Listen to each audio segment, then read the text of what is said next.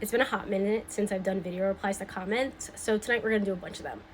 This one came in, and I think it's a really good question, so let's talk about it. Do we think that stationary RV life is worth it? I think that's really going to come down to a couple of factors.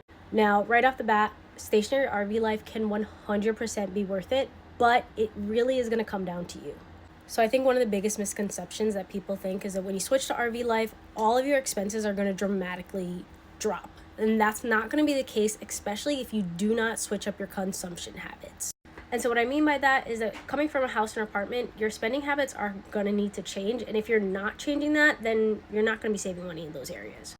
The second point is maintenance fees. Regardless if you're not traveling and you're just going to be stationary, maintenance is still a thing that can happen with your RV. It may not happen as frequently because you're not moving as much, but it can still happen. So having a solid emergency fund or even just being extremely handy is so important with this lifestyle. So if you're okay with those two areas, then this is pretty much going to be a breakdown of your monthly expenses. One, your camper costs. You can go either new or used, obviously, and depending on how much or what you decide on, that is going to contribute. Then you have your RV insurance.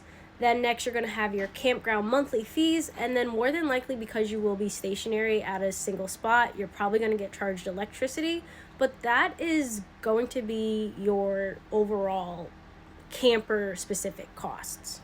And now you may get more specific and say like things like propane, or maybe your campground might charge like sewage and water. I have seen that in the past, but it's not standard.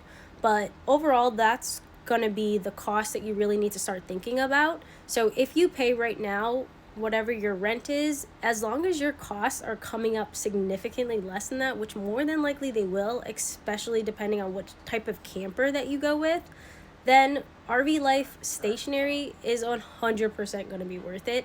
But like I said, it really does come down to you and which pathway you guys decide to take, because those are the costs that you're really going to need to consider and when it comes to deciding if you want to do this lifestyle or not.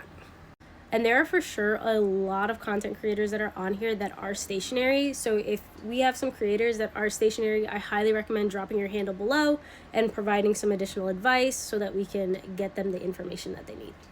And one last point to add, if you're already considering doing stationary lifestyle, start looking at areas that you want to park the camper and look at what their monthly rates are, because that'll give you a better idea of what to expect when you jump into it.